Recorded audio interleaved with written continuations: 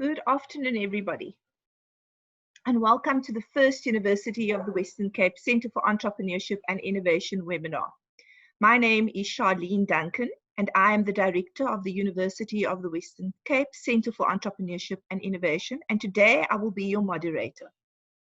Let me introduce our panelists. We have Lorenzo Davis, CEO from Community Chest, Geoff Jacobs, President of the Cape Chamber of Commerce and Industry, and Lana Frank, Student Entrepreneurship Coordinator at the University. Human-centered design, creative solutions to critical challenges in South Africa today. As a backdrop as to why we are here today, it is our sense that we have an absent process when it comes to addressing complex problems in our country. This is very evident. This is very evident currently, sorry. We have a sense that talking about solutions creatively is uncomfortable. There's a very poor framework that exists. We are used to and have become accustomed to using traditional approaches to problem solving. I think in the last 100 days, we have witnessed knee-jerking responses to crises. We furthermore have a view that the people who need to play a vital role in the solutions are often absent.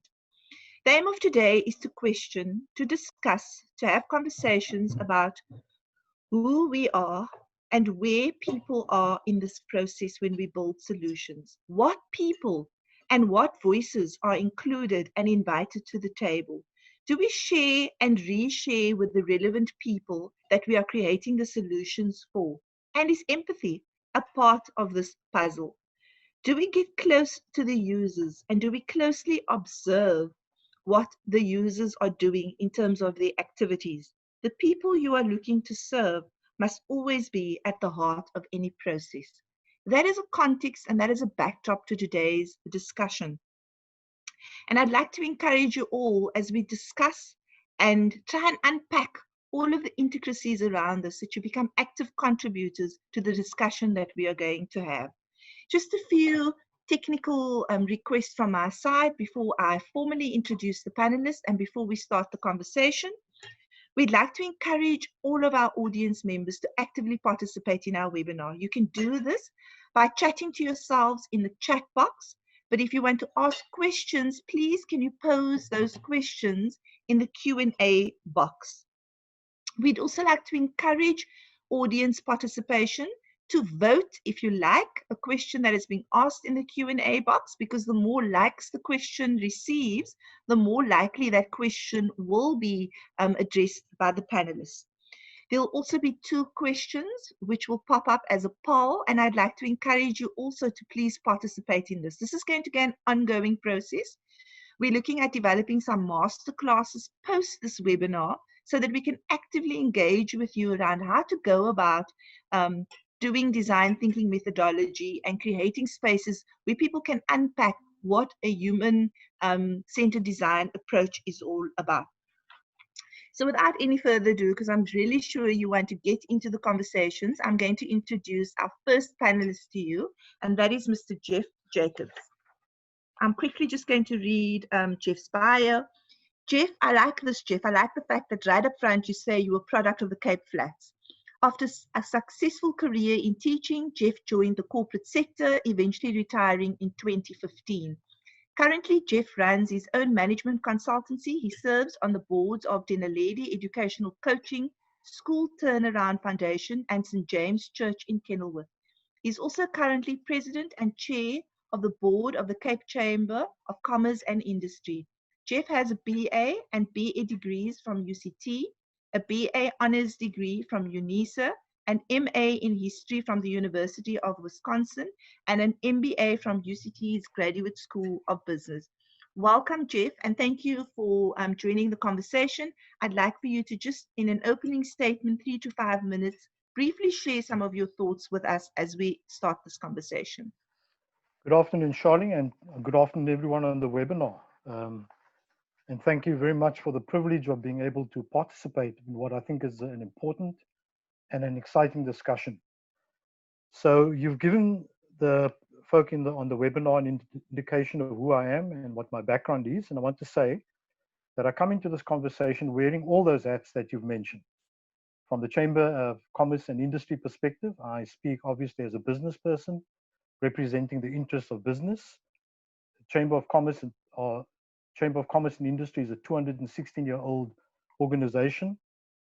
It has 2,100 members, thus representing about 250,000 employees. So wearing that hat, I'm able to reflect something of what's happening in the corporate space and in the business space.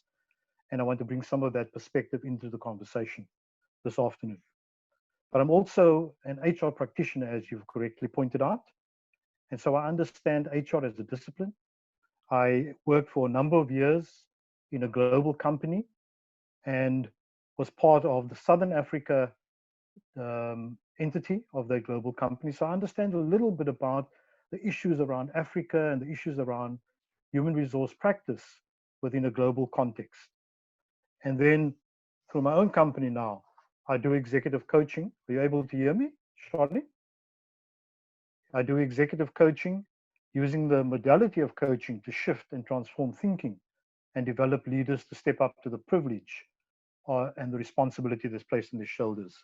And right now, as we speak, I'm involved in a leadership development program in one of our educational districts here in the Western Cape. And so we're dealing with the issues confronting education and the challenges confronting education. So why do I think that this design framework is such an important framework? In all of my 40 years in teaching and in the corporate sector, nothing has convinced me otherwise. It's all about people. And so people lie at the heart of all the challenges we're confronted with. People are on the receiving end of poor decisions and poor leadership as we experience in our country. And it's around people that we have to design solutions, we have to design appropriate responses. And so I want to say a little bit about the context in which we find ourselves as a country right now. We're staring down the barrel of a gun. Our economy is on the ropes. We're talking about contraction of between 7 and 10%. Poverty is on the rise. Unemployment currently sitting at 28%. They tell us is going to go up to 32% post-COVID. And youth unemployment, which we know is already high at 52%, likely to rise to 58%, maybe even 60% by this time next year. So why is that important? Because all of those issues that I've raised, all of those challenges I raised, talk about people. They impact people. And so as we confront what are deep, intractable challenges facing us in this country, we have to bring people to the center, front and center of any solution that we come up with. And I'm delighted that we're able to talk about this design framework, which you have as an appropriate response to some of these challenges. Thank you.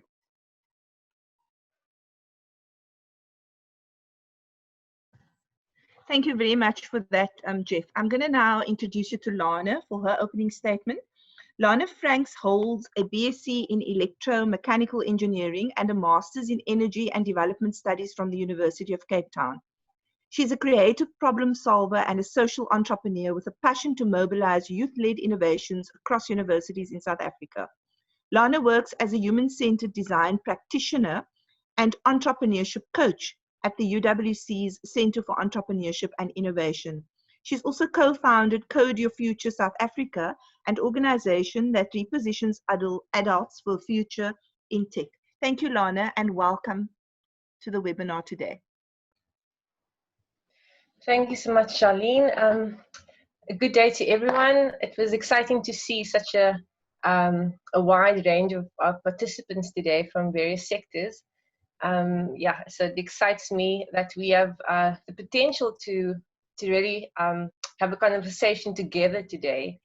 And so let me begin with just saying, yeah, just speaking about the kind of work that I do at the university. So currently based at the University of the Western Cape.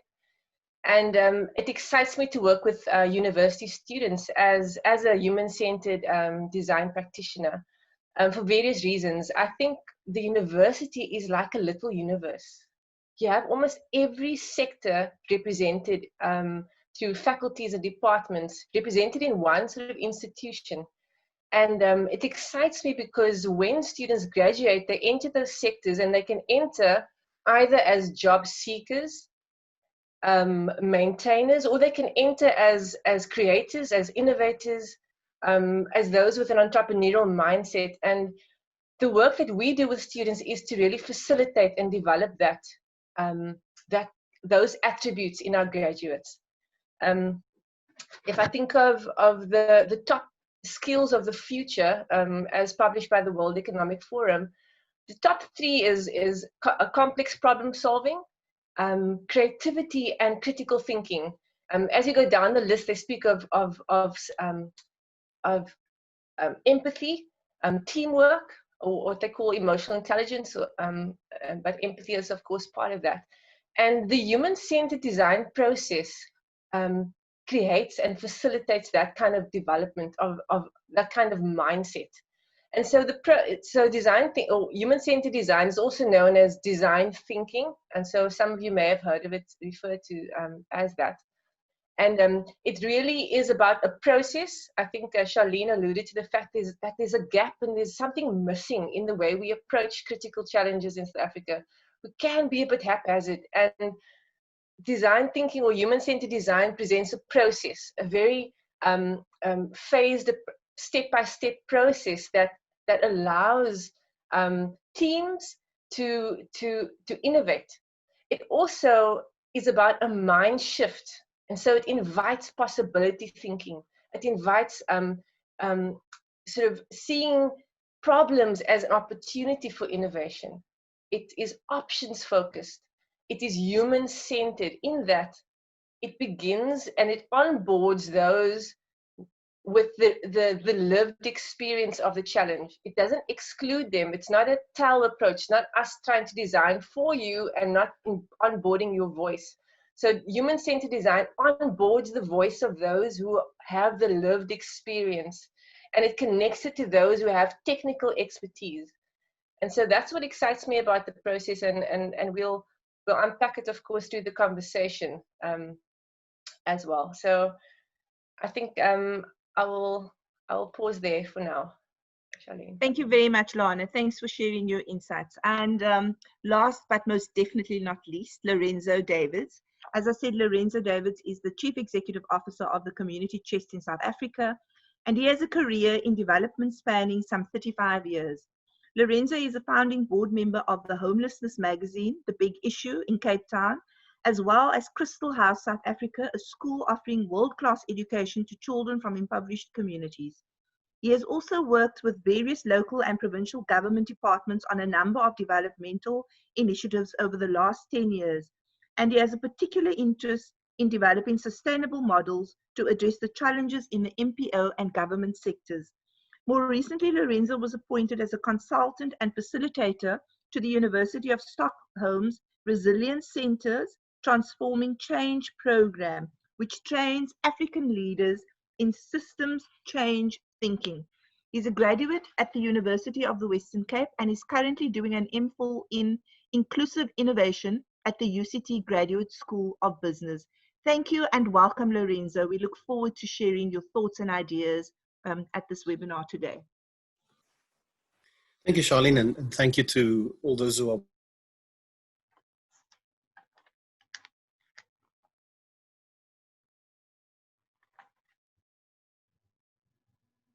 Lorenzo, are you there?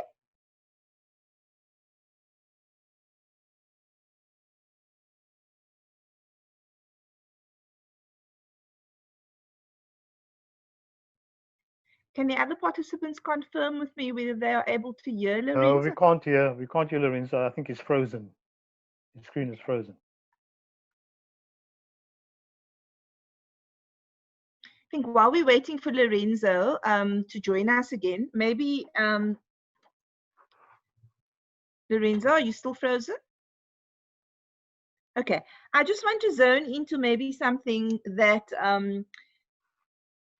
that Lana spoke about, where she spoke about this much needed mindset that is currently absent. I think in the conversations that we had, we spoke quite a bit about the fact that you need a very particular mindset so that you can onboard all of the missing voices and all of the people who are relevant to this process, which I heard Lana speak about quite strongly. Lana, do you maybe want to just make a comment while we're waiting for Lorenzo to come back to us?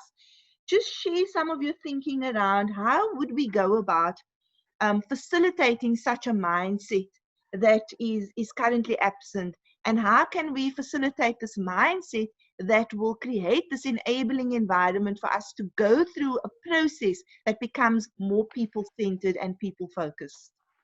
Okay, thanks for the question, Charleen. Yeah, I think it is about having a humility when we begin talking about challenges and trying to solve challenges for others. I think even that language, the idea that we are solving for is slightly problematic, because it positions ourselves as experts on other people's problems. And so the mind shift there is to say, we see those who have the lived experience of the challenge. For example, if it be homelessness, for example, we cannot solve homelessness for others without developing a deep understanding of their problem. So we engage in a process of empathy where we ask open-ended questions about the lived experience of those who experience the challenge. So it is a shift in terms of the way we position ourselves. So we must enter the space with humility. I think that's quite critical. And then to see those who are experiencing the problem as experts on their own lives. I think to see it's really a shift in the mind to not see ourselves as the experts, but to see those who have the lived experience as experts. And then the most critical part is when the process begins with empathy. And so we don't start with a solution and our own idea of how the problem should be solved. No, we put that aside and we say, let's hear, let's listen. And then we use those, then we derive insights about what we call it user or the beneficiary, let's say, what they truly need. And so our focus then is centered around human need and not our own perception of the solution. Thanks for that, Lana. Geoff, I heard you speak about your experience within the education sector, and you spoke about high unemployment rates. You also spoke about management consultancy, HR, and so leadership is also an important component around that. And I think everybody who's listening today, we've had a particular experience of what has happened in terms of COVID-19. And I think many of those challenges that we are now facing, they're not new challenges. They're challenges that have been around for a long time. We've just kind of pushed the fast forward button, since COVID-19 has arrived. Can you just share some of your thoughts and insights in terms of the gaps, in terms of your sense of how those critical challenges are being addressed, and what are some of the missing components? Yeah, thanks for that question. So I don't think we've pushed the button, the fast forward button. The button has been pushed for us. So what COVID-19 has done, it's accelerated a push towards confronting the real problems and the real challenges that sit in our society. I think it was one of the businessmen on social media the last couple of days looking at things from a business perspective, saying that COVID-19 hasn't been the cause of death for business. What COVID-19 has been is simply the coffin in which business is being buried. We've been in terminal decline as a country over a number of years now. In fact, I would go so far as to say that we have failed in our leadership of this country. And over the last 12 years, maybe even longer than that, we've not seen leadership step up to the plate. So what's been missing in our country has been an absence of long-term strategic thinking leadership. So when we talk about a mindset shift, that mind shift that needs to happen, it's a shift away from knee-jerk responses to problems, as you alluded to in your introductory comments, Charleen, towards a longer-term perspective and towards a strategic perspective, in which we say, what are these problems that we're confronted with?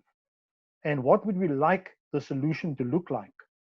And what would we like the solution to look like from the perspective of people? That's the human-centric aspect of it. And how we can then activate leadership, not just at government level, but in all sectors of society. How we can activate leadership to step up to the plate, to take on the responsibility of leading and getting those voices into the conversation. That's why this conversation is such an important one. We're bringing people from academia, from the social sector, from the business sector, diverse voices together. And hopefully when we have conversations with folk who are on this webinar, to hear different perspectives. So what's been missing is that we've come at the problem with almost the same response as in the past. And we've expected to solve the problem using the same thinking that we've used in the past. That is never going to work. We need a fresh start. We need a fresh approach. And what this framework gives us is an opportunity to reframe the questions and to reframe solutions around the people that are directly impacted and to involve those very people in the conversation.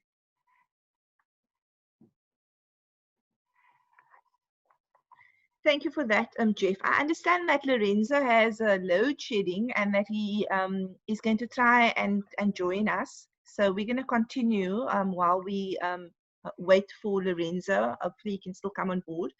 Lana, I think that Geoff made some really valid points with reference to almost reorganizing, repurposing the way we think and the way we go about doing things. And I was hoping that we could hear some of Lorenzo's examples. And Geoff, I may come back to you to talk about some of the experiences that you have had on the ground. But Lana, I'm just going to shift to you in terms of responding to what Geoff has just shared with us, with a particular perspective from engaging with students. I mean, you listed when you started, you spoke about some of the critical and essential skills, critical thinking, and how we need to look differently at the kind of graduate and the graduate attributes that we are producing. We've heard Geoff speak about the high youth unemployment rate. And so I'm very interested to just get a sense and to get an understanding of how we can use approaches like a design thinking methodology, human-centered approach, to engage with our students in a more meaningful way, so that students can understand the value of critical thinking and the value of an entrepreneurial mindset that will set them apart, irrespective of where they find themselves, whether they go on to become innovators or entrepreneurs or work in corporate or government. We heard Geoff speak about it from across all sectors. How do you think this will benefit our students if we are providing them with a different set of skills? Yeah, it's a great question. I want to reference the fact that I want to return to that idea of the university being like a little universe with all these sectors represented. So if we think of some of, Geoff, you mentioned, this idea of onboarding of different sectors working together. I think there is this we call it silo-sitis, where we have these silos and we are not talking to each other. So I think at university level, there's a fantastic opportunity to instill collaboration, because you have every faculty, you have every sector represented in the faculties. And so transdisciplinary teams becomes critical in being able to cultivate the idea of collaboration across sectors. And so, that excites me. And we haven't yet got that right at campus. We are working towards that. Because we need to begin to have pose a challenge that brings in these different voices across faculties. So I want to give, for example, we just did a module with the dentistry students. And even in that, we broke them out of their comfort zones, the little groups that they've been used to working with. We mixed it up so they can also become accustomed to working with a diverse group of people. But then we also discovered that many of the solutions were based in a technology application. And wouldn't it be a great opportunity to work with the computer science faculty, to bring them into that conversation and then to have this transdisciplinary approach? And so I think that's an opportunity for us at the university to foster collaboration, to break silos, to create diverse technical expertise on a design team, so that you have a far more holistic solution, I think. Charleen, have I answered the question adequately? You want me to say something more? Yes, Lana. Geoff, I don't know if you want to comment on anything that Lana said in particular. Please go ahead. Yeah, I'd like to comment, and I think that Lana makes a very important point, that the university represents the cross-section of, I think the one question that we've got in the Q&A speaks about the ecosystem around entrepreneurship. But what the university represents is a cross-section of the economy, because you've got all the disciplines represented there. But the risk is that it becomes an academic exercise. And Lana, that's why it's so important that you've got people like myself part of this conversation. Mm. That's why it's so important that you've got people out there in the workplace, folk in government part of this conversation, so we get different perspectives. So it just doesn't become a theoretical academic conversation, but one that actually is grounded in what's happening on the ground. So we in the private sector are very critical of the quality of employees coming into the workspace. You would have heard that statement being made many times. We wish that the quality of our graduates, the wish that the quality of our matriculants coming into the workspace was better. But that is unhelpful, because we're not actually saying what are we looking for in the skill sets of people coming into the workplace. So I think there's a need for us as corporate sector, there's a need for us in the private sector to be more articulate about what skills specifically we are looking for, and to have that conversation with the university so that you can not produce to meet our requirements, but at least you take that into account as you're producing learners or graduates that come out of the system into the workplace. So, yes, I think, yeah. I'm glad. May I respond to that, Charleen? Yes, you may. Great.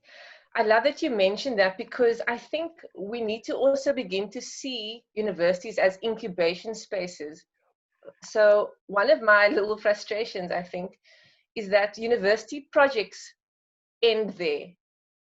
You know, it's a theoretical exercise, but I remember growing up as a child, and maybe anybody from Cape Town in the audience today will be able to relate with this idea of playing for spek and bontjies, you know, where the little kids don't play for real, they're just playing for you know, it's just spek and bontjies. And so sometimes we can treat university projects and even school projects as just spek and bontjies, as just a theoretical exercise, but we need to shift our mindset there, because I think university projects should become social innovation projects, should become businesses, should become social enterprises. And I think that's the responsibility of the institution, to facilitate projects that make a real difference in society, not when they graduate, but right there, you know. And I think that for me is something an opportunity to still grab, you know. Yeah. I understand that Lorenzo's back, but just maybe before I shift over to Lorenzo, I think Geoff makes a very valid point. I often refer to it as the triple helix. Universities cannot operate in silos to what's happening in the environment. And it's very important that you forge meaningful relationships and partners, both with industry and with government. And once we start adapting that kind of mindset, you start looking at and answering the questions very differently in terms of who are the voices that you invite into the discussions.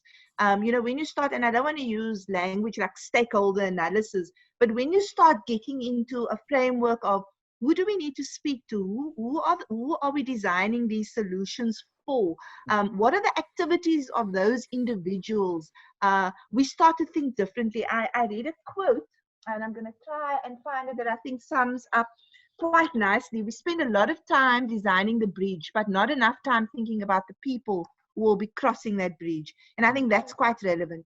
I'm now going to bring in Lorenzo. Lorenzo, you're welcome to make your opening statement and to add on any other bits of information, because we've continued the conversation while we've been waiting for you. So welcome, and please go ahead. Yeah, I'm just going to join the conversation as it is now. I think it's a very important conversation. I think the issue is that we must accept that, I mean, we speak of universities as anchor institutions. And perhaps that gives us as universities too much of a superior role in society and removes us as one of. And part of the design that we have to embrace in terms of human-centered design thinking is that the subject we are working for must be at the center of it. You have to approach this, if you're designing a transport system, put the people who will use that system at the center of it. If you're designing food security, put food security and the people who will eat that food at the center of the design. And that's what's missing, I think, in a lot of the design conversations, because the sort of ethnographic interest that we should carry in design thinking is missing.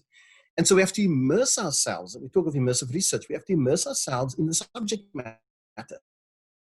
I, for example, in another minute, I travel by train, by choice, because it's such a valuable experience for me as a social activist and as the leader of a large NGO to know what people are talking about. And I have my best engagement, my best research in the mornings when I'm on the train listening to conversations. And so it builds the sort of narrative that I want to engage with.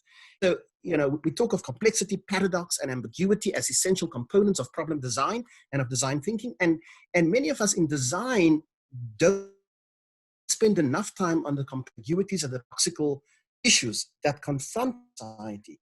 And so it's important that in, for example, public transport design systems, or in food security design systems, or in housing design systems, is that we place those who are the beneficiaries of that idea, concept, or outcome at the center of it. Without that, we will keep on having these, what I call pilot projects. And I told the MEC one day that I'm the huge skeptic of pilot projects, because why would we spend all that money to design something that we're not sure that it's going to work?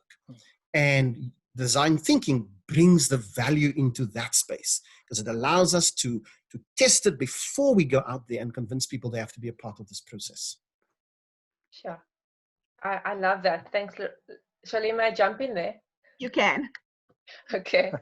Lorenzo, I love that you said that, because again, what human-centered design does, it does dismantle and disorientate powers, you know, it does, which is great. And so, correctly said, universities can also become an empire and can become elevated to a place where they are removed from community, and the community does not feel that there's any partnership. And so what design thinking does, it has the opportunity to create cohesive relationships with communities.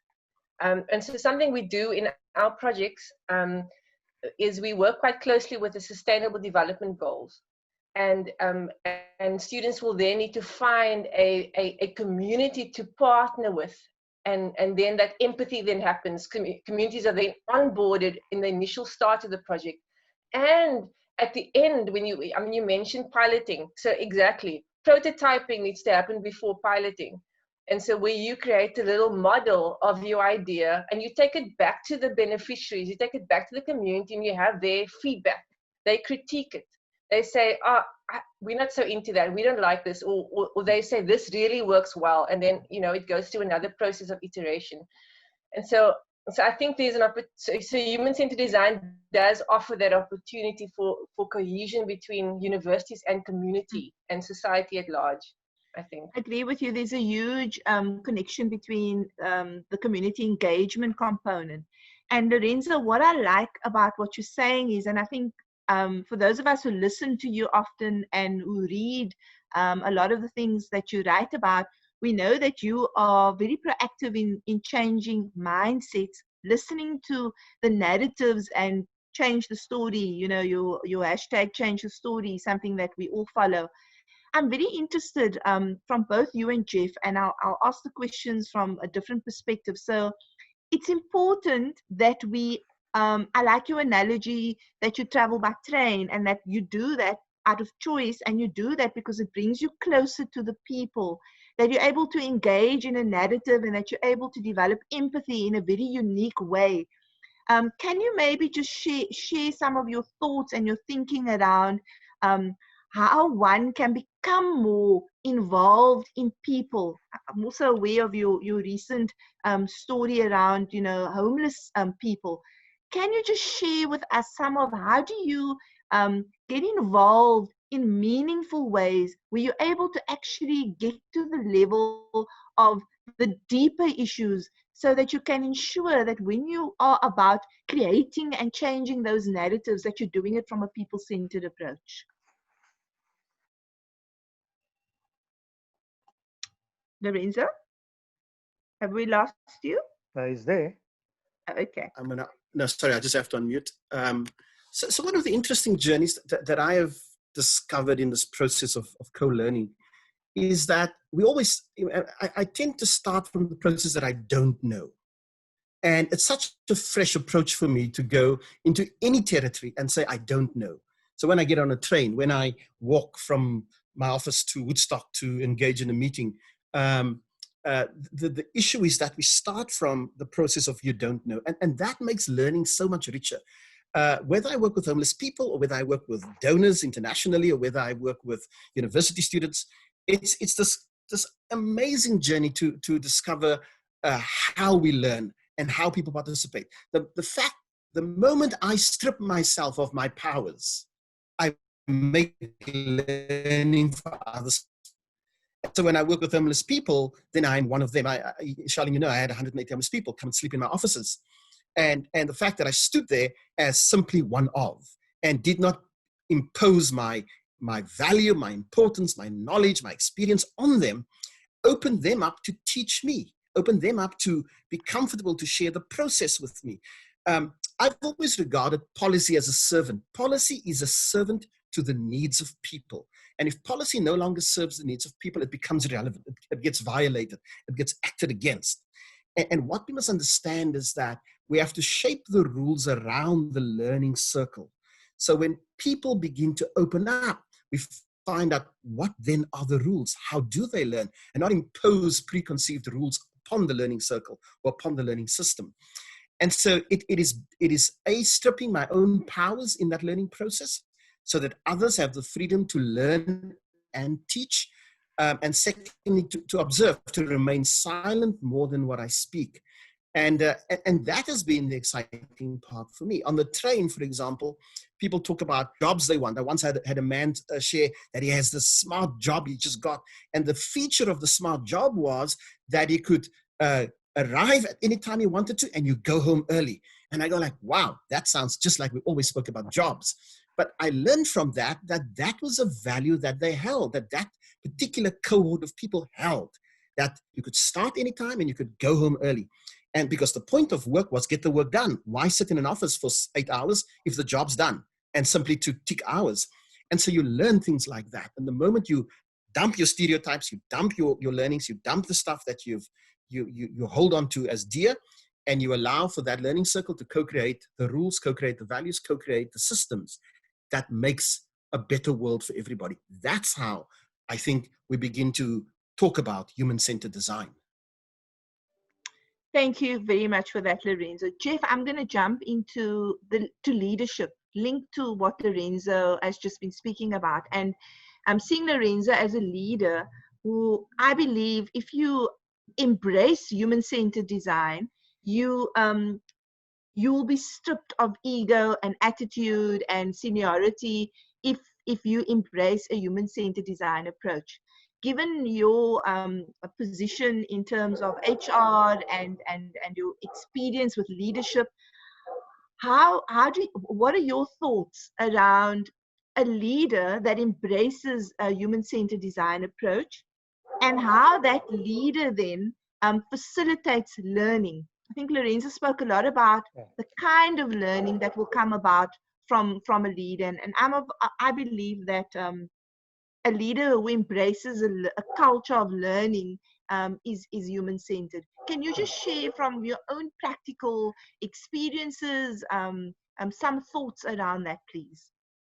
Yeah, thanks, Charleen. I think that what Lorenzo has described is so critically important in our country, because that's been the singular failure in our country. So let me just take a step back and make the point that South Africa is probably one of the better resourced countries in the world. We've got massive resources. We've got very good financial systems. We've got all of the things going for us. But where we have failed is that we have failed in leadership. And what Lorenzo describes for us is about a quality of leadership that speaks about humility, that speaks about understanding where the pain and the hurt is for people in society. It speaks about leadership that's in the trenches. In other words, leadership that identifies, that empathizes with where people are at. And you cannot begin to use human-centered design thinking unless you're prepared to strip yourself of your own ego, as you correctly say, unless you're prepared to be humble, unless you're prepared to act as a true servant leader. So I want to just share two lenses through which to view leadership that I've been confronted with over the last month or so. The first was Thabo Mogoba's, the Archbishop of Cape Town's talk that he did at the Graduate School of Business fairly recently, where he spoke about steward leadership. We understand that as servant leadership, but he speaks specifically around steward leadership, where he describes leadership as being trustees of the most marginalized and less resourced in our society, to being a voice for those who do not have equal power, those experiencing gender-based violence and sexual violence, for example, those with unequal economic opportunities and less social power and the less skilled, and to spending their energies in healing communities and working towards coming together rather than being divisive and polarizing, and the need to be compassionate and to practice empathy. And I think that that sums up for me what's missing in our narrative in this country at the moment. We buy into a view of leadership which is individualistic, which is authoritarian, which is top-down, and we see that in our organizations, we see that in the corporate sector, we see that in many companies. It's my way or the highway. You do it my way, or there's the door. And we impose that view of leadership onto people. And if we're going to redesign and rethink and reimagine what a future South Africa could look like and deal with all these deep problems that we have in our country, we've got to come at it with a different view of leadership. And I like the view that Thabo Mogoba speaks about. It's steward leadership, it's servant leadership, it's leadership in the trenches, understanding where the pain and the hurt of people is. And so that's why we see what's happened in the educational system over the last few months as being so problematic. Because the criticism of our educational leaders is that they sit in comfortable places, they're sitting in the confines of their homes, and they're making policy. And they're saying teachers go back and learners go back while we remain comfortable and we remain safe. That's not good example of leadership. And that's why we've got the challenge that we've got at the moment. But the second lens through which to view leadership was presented at a masterclass by Dr. Dorian Aiken of the University of Stellenbosch Business School, where she spoke about leadership in disruptive times. Some of us who are familiar with coaching will know the Ken Wilber integral framework. And the extension of Ken Wilber's integral framework is what he calls his 6 intelligences. He speaks about cognitive, emotional, interpersonal, physical, moral, and spiritual intelligence. But 2 of those intelligences speak to what's missing in leadership in our country. And I want to expand on that, if I may, Charleen.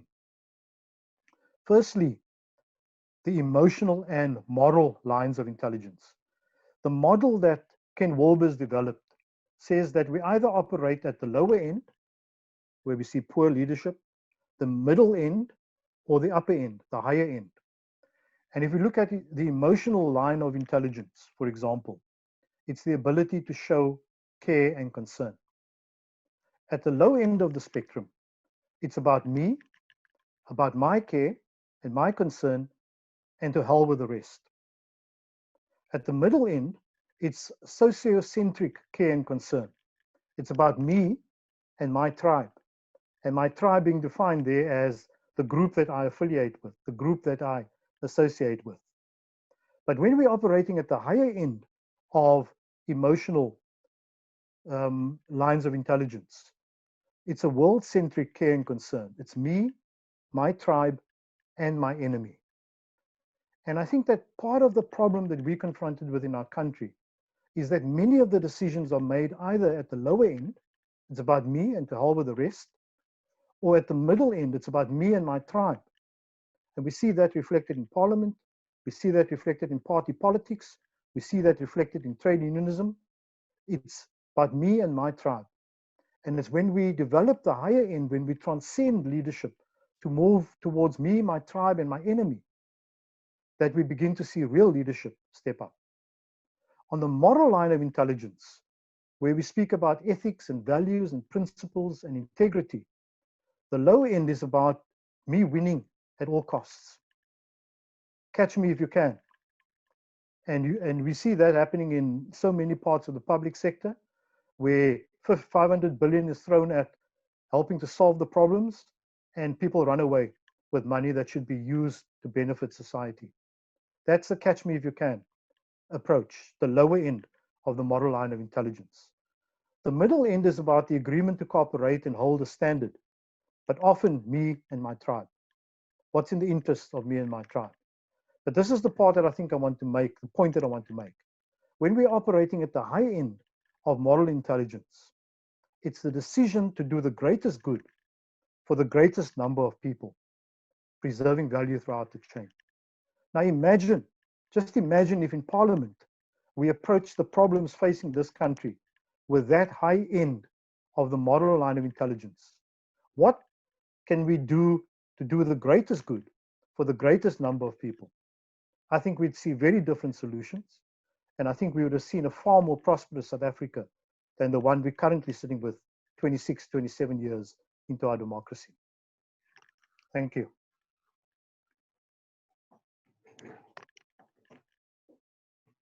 Thank you for that, Geoff. I think you make very good points around the both emotional and moral components. I mean, there's a whole lot of things that's just coming out there, and a whole other conversation that we could be having. I don't know if Lorenzo or Lana would like to respond to anything that they've heard before I shift into another phase of the conversation. Lana or Lorenzo? Yeah, I think when you were speaking, I was thinking of that decision making table.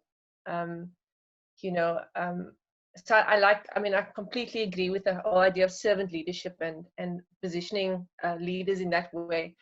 And I think, so much of the decisions are made in, an exclusive group, me and my tribe. But practically, what does it mean to sit around the decision table, in as equals, in a sense, as where all voices are welcome. And so in a similar way, when you go through this human design centered process, you get to a place where you need to begin to brainstorm creative solutions to these critical challenges. And generally and traditionally, the power dynamic is set up in those circles. And so the powerful voice makes the decision about which idea should be promoted, which solution is fitting to, So there's a power dynamic that can be set up, but human-centered design dismantles the powers there in that it creates a process for how you ideate, how you select. It's not just the powerful voice that dominates and selects the idea to take forward, but the process in itself creates an equality. There's an egalitarian way of doing it, which is so critical, because even if can you imagine a decision-making table where you have people with titles, a doctor, a minister, with an everyday person with no title? Even that title can be intimidating and set up a power dynamic. And so we also need to think about, how do we enter the space as equals? Do we need to put our title? Do we need a box to where we drop our titles before we enter the table and we begin to just relate as equals? There are just certain practical things. How do we sit together and make decisions so that all voices are heard and nobody feels inferior at the table? It's just something I was thinking about as you were speaking. But can I comment on that, Charleen? Before Lorenzo comments on that. You may. And I think that's where the power of design thinking comes into play, Lana. And that's where the power of the facilitator is such an important function, such an important role. Because what do we want to encourage? We want to encourage diverse voices to be heard. We want to encourage different perspectives to be brought to the fore. We want to start with the notion that everybody's got a voice and that everybody's got a valuable contribution to make to the conversation. The problem we have is that when we come to conversations with predefined outcomes, predetermined outcomes, that we then shut ourselves off from hearing what other people have to say. So where coaching is such a powerful modality, and you will recognize that, and where this human-centric design approach is such a powerful, you come at it almost blank, as it were. You come at it non-judgmentally. You come at it without a predetermined outcome. And you say, we're going to allow the process to speak. We're going to allow voices to be heard. And we're going to allow the process to guide us to the solutions that we're looking for. That's what makes it such a powerful modality in my mind. And I'm not a design thinking practitioner, but for me, a lot of what you're saying is common sense, actually. It's the way we should be designing solutions. And we're not. We haven't been doing it up to now. Thanks. Thank you very much, Geoff. Lorenzo. Yeah, in design thinking, we talk about trusting the process. But part of our difficulty in this country in the post-94 era is that, we have not deconstructed much in this country. We sit with academia as we found it. We sit with business as we found it. We sit with government as we found it. Much of our systems are pre-94, it predates 1994. And there hasn't been a deep dive into what do we want to have. The conversations are all fairly measured, and it's fairly aligns to international standard and practice. But for our context, we have not done a deep dive into the questions we need to ask of ourselves. What does an equal society look like? Let's talk about that. What are the values of that society? How do you co-create that society? Not impose it. How do you co-create it? How do you take the constitution of this country and then say, what does the constitution say about leadership? What does it say about how we instruct people? What does it say about how we involve people? And so what we've done is we've brought a bunch of preconceived ideas into the space, imposed it on processes, and then said, well, let's trust the process. The process can only be trusted if the process is organic, not if there are presupposed identities brought into that process. And so, for example, take the Bulelani Kulani case, the man who in Khayelitsha, was mistreated and abused without his clothes on. If we were to sit down and say, hold on, what must housing look like for poor people? What must housing look like for landless people? And then invite the landless to come and have that conversation. And all of us to keep quiet. And that's what's missing. We are too loud in the system. Our academics carry weight, our experience carry weight, our culture carry weight. And true landless people cannot tell us, we can't hear what they are saying about housing to us. Even though we think we hear, we are not hearing what they're saying about housing. I wrote a piece on that because the point I was wanting to make about that, for example, people say Mr. Kulani, ran into his house, he was dressed and he was naked, and then he came out and all this, And the point is, it doesn't matter.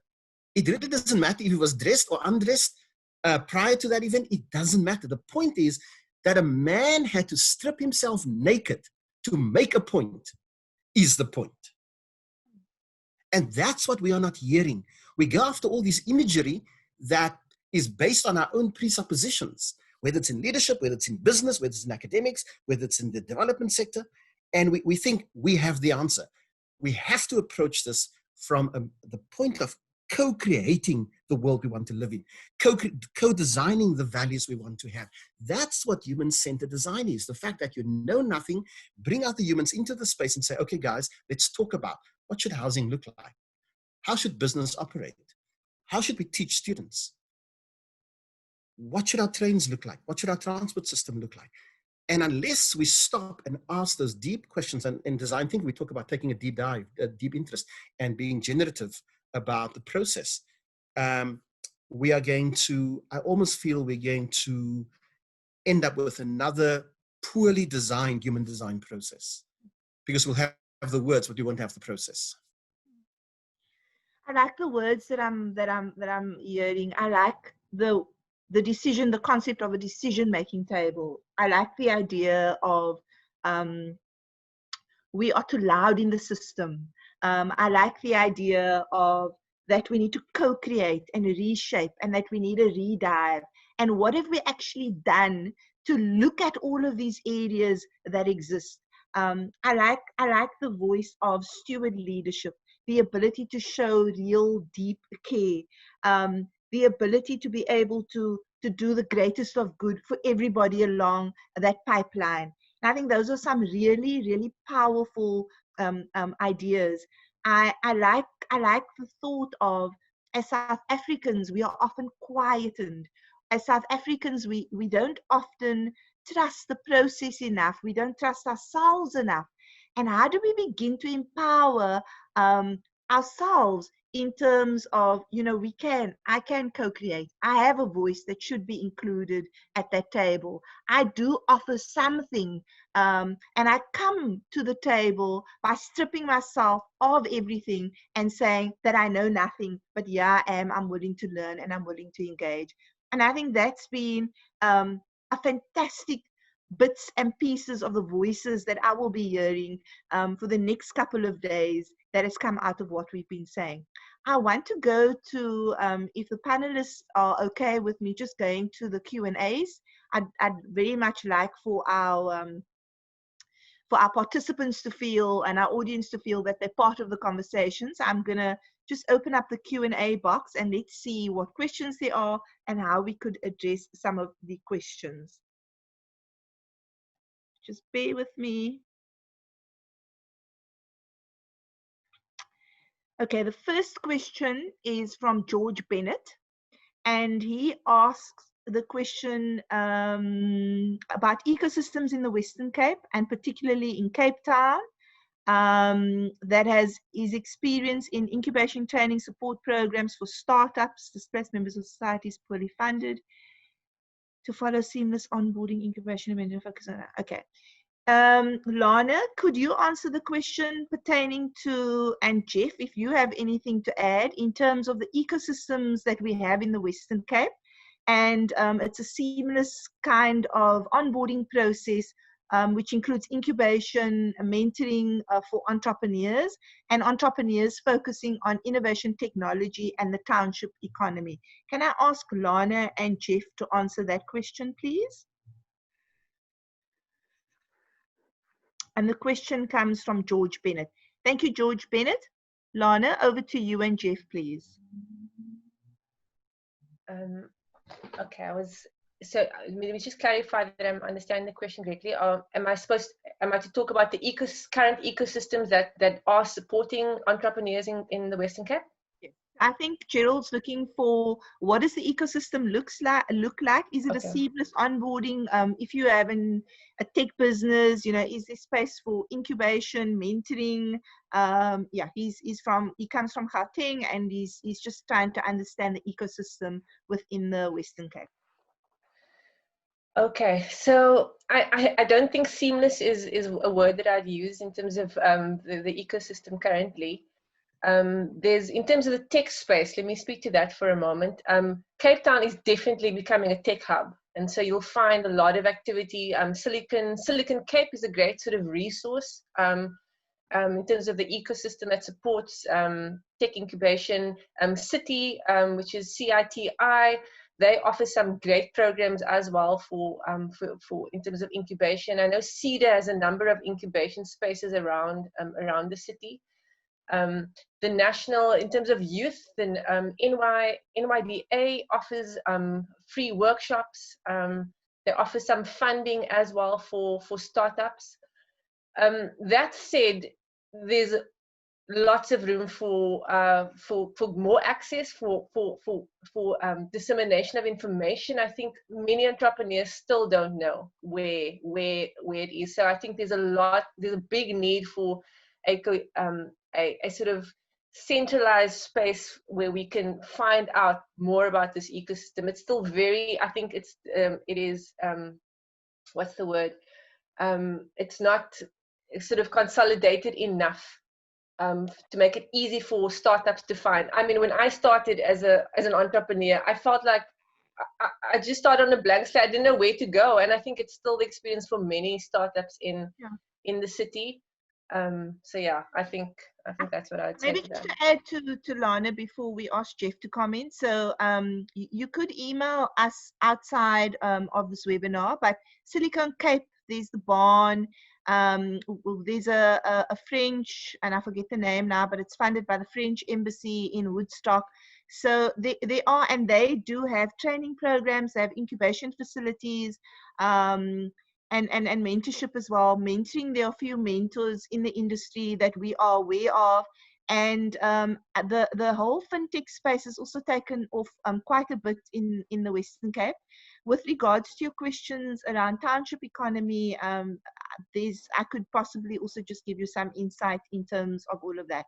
Geoff, from the chamber side, is there anything that you can add value to with reference to that question? Yeah, and I think that George's question is spot on. In theory, there are lots of resources available, but Lana's point, which I think the word you may be looking for, Lana, is fragmented, because that's very much our experience as well. While you've got the local government, City of Cape Town, and they've created a one-stop shop. You've got Westgrow that's created a one-stop shop in St. George's Mall. You've got DDAT operating, and you've mentioned some of the other government agencies. They all operate seemingly in isolation of each other. And it's a very fragmented space. So it's not seamless. The onboarding process is not smooth. And access to finance is still a huge problem. So this is a problem not only for entrepreneurs, it's a problem for business generally. We operate in a highly regulated, bureaucratic, and business unfriendly environment. Entrepreneurs will find that to be true. We've got a very sophisticated banking system, but completely risk averse. They don't want to take a risk. They don't want to take a chance. And we saw that now, particularly over the last few months, where the banks have been guaranteed by government, but you still have to jump over so many hurdles to access the finance that's available for relief programs. And then you've got government funding for small business, particularly in theory, but almost impossible to access. So if you ask me, George's question is a very valid question. Design thinking might very well be the process we need to use, Charleen and Lana, to get all of these disparate parts of the ecosystem together and to say, how can we put the recipients of the system at the center of our design process, and how can we come up with a more seamless and a more efficient ecosystem? So I don't think we've got the answer in place, but there's certainly opportunity for us to work towards that. No, absolutely agree, Geoff. I mean, there's endless potential. Geoff, there's another question that I want to redirect to you before I move the other question, and it's the one pertaining to the chamber and the role that the chamber plays in terms of entrepreneurship and assisting entrepreneurs.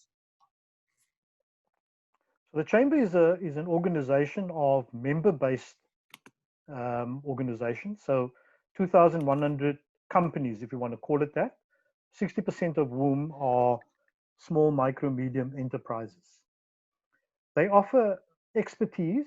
There's no finance that you'll get from the Cape Chamber. What you will get is access to information, access to expertise, and the chamber would be able to act as a conduit, a point of contact to direct you to relevant resources.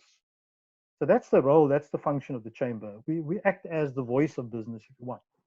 And so we try and keep ourselves alive to what's happening in the business space, and we try and reflect that in our response. So you see a lot of media releases and the likes reflecting that. But as an entrepreneurial hub, no, that's not what the chamber is. Unfortunately, that's perhaps an opportunity for the chamber to explore and to get involved in. We've got a small business portfolio committee that tries to understand what's happening in the small business space, but we're not an incubator hub, such as your organization is, such as other organizations in other institutions. I don't know if that answers the question, Charleen. Thanks, Geoff. Yes. That question was from Alfonso. Lorenzo, there's a question from Gerald Jacobs, and the question that he asks, what does putting people at the center of the process mean in practice? And I thought you could just share some practical ideas in terms of answering the question, please. Yeah, it really is undoing everything we've been doing to date. I mean, I've been thinking a lot about what the other panelists have been saying, and I think that for me right now, it is about us looking at the components of development in this country. And we must begin talking differently about it. There's a new language that must emerge. In other parts of the world, what we talk of, what we refer to as small business here, make up 75% of the GDP of those economies. In South Africa, small businesses are regarded as an unnecessary appendage to big business. It still dwells in that slum mindset of, it's not worthy of venture capitalists investing in them. It's not worthy of profiling them. And so part of putting people at the center of it is changing the language. It's realizing that the rest of the world is running on small businesses and that GDPs are shaped by small businesses. Here we don't use that language anymore. We talk about small businesses as if you must go somewhere and get some aid and help and somebody's going to take care of you, and then 10 years later we'll check in on you again.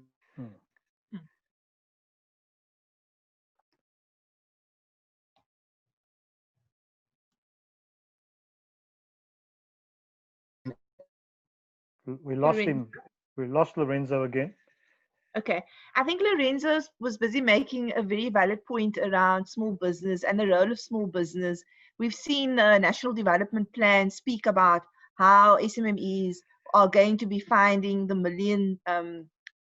20, 30 million jobs that they speak about. But very little attention. There's no policy that exists in terms of informal economy.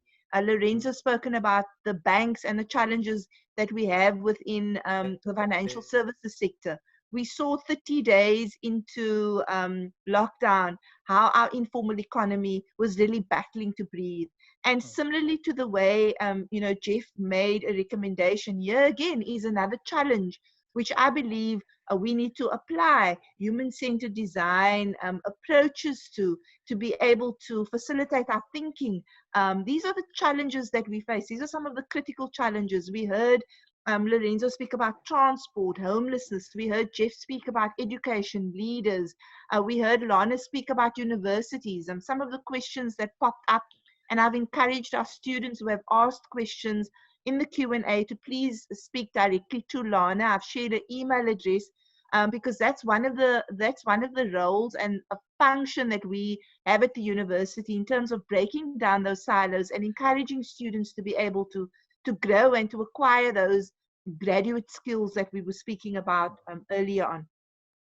I'm going to, there aren't any other questions that have popped up, and I think we some in the answered chat all box. those questions. There's some in the chat box as well. Okay. Can you, are there any that you picked up? I'm just going to have a squiz.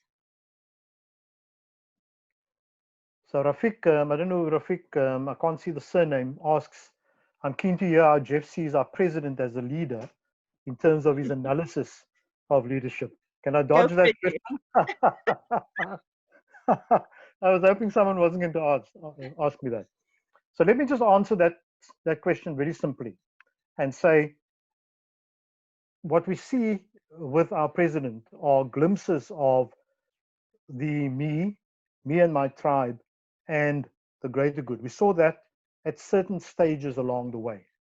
And then suddenly we saw almost a different posture emerging from the president. And I think it's because the president is captured within a party that doesn't give him the wriggle room to actually emerge and assert himself as a true leader. So unfortunately, our ruling party is governed by the notion of the collective. So we reach consensus. The problem with reaching consensus is that you then have to put your perspective aside and align yourself with the collective perspective. Now, on the one hand, you need to be cognizant of the fact that you don't operate in isolation. But on the other hand, as a true leader, there's a point at which you need to say, I'm going to act in what is the greatest good for the greatest number of people. And I've got to put ideological positions aside in doing that. And so we've seen some absurd things coming out of the Command Council, Corona Command Council. Some absurd decisions that have been made. those decisions have been made simply because vested interests have come to the party, and vested interests have skewed the conversation, have skewed the decision-making process. And that's not a great example of leadership, unfortunately. And I'm going to say no more on that particular issue and just leave it right there. Thanks. Thank you very much for that, Geoff. I think, you know, just to answer some of the other questions that I've seen in the chat box, for me, it's evident from our conversations today that there are many sectors that needs this approach.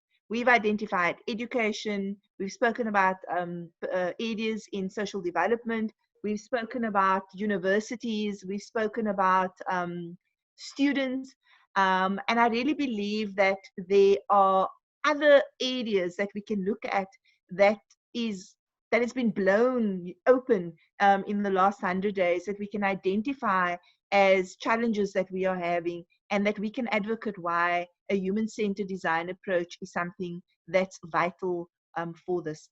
What I'm going to do now is I would like Lana, and after Lana, Geoff, you can go straight away just to make your closing comments, any suggestions, any thoughts, anything that you'd like to share with anybody. Thanks very much. Yeah, great. Yeah, thank you so much. I'm also looking at a comment in the Q&A, and it's something that I'm thinking about, which is how do university communities get their design thinking narratives and innovative solutions into the mainstream and national discourse, to bring them to the focus and attention of societies. And I think it is that. I think I regard myself as a human-centered design advocate, or what they sometimes call an evangelist, because I'm so convinced that this is what our nation needs in terms of a process. And I think grassroots innovation is probably the lowest hanging fruit to introduce this methodology to a number of communities, and you know, NGOs working in this space, trying to create solutions for their sort of beneficiaries, and the university space being a fantastic opportunity. So it's really about how can we you know, adopt sort of a wider uptake of this methodology. I don't have an answer to it, but it's definitely something that I am engaging with. If I think of the university space, it needs to be adopted into the academic program, without a doubt. Without a doubt, the academic program, it needs to be embedded in the academic program, so that we can have students who graduate with an innovative mindset, so that the operating system of the world will begin to change. That's what we really need. I mean, I think the earth is groaning at this time. It is desperate for a new operating system, a new way of being, a new way of establishing equality in the world. And it needs innovation. It needs innovative people. And so I'm still convinced that being at the university offers a fantastic opportunity as a long-term approach to every sector being affected. I think that's what I'd like to conclude with. Thank you, Lana. Geoff? So I'd like to pick up on the comment that Lorenzo made before he was locked off. I noticed he sent a comment saying that his second router has now also died, so he's struggling with load shedding, it would seem. And that's about going back and asking, how do we redefine the narrative? How do we redefine the concepts that we've brought almost automatically into the post-1994 situation? And the comment I want to make around that is that since 1994, we've literally taken a back seat and have allowed government to make decisions for us. And I'm talking about government, whether national government, provincial government, local government. It's almost as if we said, now we've gotten our liberation, it's time for government to get on with the job, and we'll take a back seat and we'll allow them to do the job. And that's the problem. We're not going to find solutions. We're not going to find answers in government. Sorry to put it as bluntly as that. And what we need to do is we need to regain the activism and the agency that we had before 1994. That was what characterized our lives in the period before 1994. That's what brought us to the point where we could actually gain liberation, gain our independence. And it's now time for civil society, for leaders in all sectors of society to actually step up and step out and regain that activism and regain that agency. But it's about doing it in a way which is showing steward leadership that the Archbishop speaks about. It's doing it in a way which shows integrity, humility, empathy, all the good things that we've spoken about here today. I think that what you've started here today, Charleen and Lana and the rest of the team, is just the beginning of the conversation. It's just the beginning of the process. And we now need to ask ourselves the question, how do we take the learnings that have come out of today's conversation, and how do we cascade that and explode that across the university, across the chamber, across other organizations, other sectors of society, so that we begin to move towards a more solution-driven approach to how we solve things, but a solution-driven approach that's built around the recipients, the people for whom those solutions are curated. So I love the methodology, I love the approach, and I could also become an ambassador or a champion or whatever the word is that you use, Lana. But thank you for having me in the conversation and being part of it. Thank you, Geoff. I don't think Lorenzo is back. I'd also just like to take this opportunity to thank Lorenzo, Geoff, and Lana, and all of the participants, the audience. It's been great seeing the chats pop up and the Q&As. It's really something that I personally am equally excited about. I think and like I said, there are words that are going to be buzzing in my head for a while post this conversation. I'd like everybody to know that this is only the beginning. We wanting to do a lot more. We have a lot of great ideas about how we want to take this process forward, and we are going to engage with all the participants on an ongoing basis about the next steps and about how we can take these conversations forward. We were very deliberate in terms of how we designed our webinar, because like Geoff said, we are little microcosms of societies. There's the chamber, there's Lorenzo that's very interactive in the MPO and the development sector, and then at UWC, where we have access to 22,000 students, 7 faculties, and we plugged into the greater network of 26 universities. And how do we become champions of this human-centered design approach? And how do we adopt, and how do we make how do we become more solution-driven, solution-orientated? How do we create a table that every voice has a space for? I want to comment on one other thing before I close, and that is there was I forget the name and I can't get back to the chat, but there was a participant who asked about accessibility and who asked about technology and platforms that we are using. We are only using this as a platform given our current reality that we can't go ahead and do face-to-face workshops.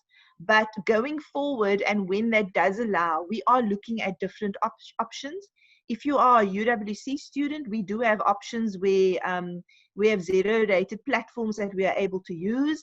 And so we will, to the best of our ability, from an accessibility perspective, ensure that everybody who wants to engage in this process will have access, if in a platform that hopefully meets the requirements. That's something that we will try our best to do. I have no other further comments to say, other than to say a very, very big thank you to the panelists for their willingness and for their hearts. It's important that when you speak about a topic that we are quite passionate about, that you find people who are equally passionate about the topic. And so I feel very privileged that we were able to invite panelists who share our vision and who share our passion. So thank you very much. And I look forward to talking and engaging with all of you on an ongoing basis about how we can become champions of a human-centered design approach to tackle all the critical challenges that we face in South Africa today. Thank you very much, and enjoy the rest of the afternoon. Thanks, Charleen, and thanks to the rest of the panelists as well. Thank you. Thank you very much.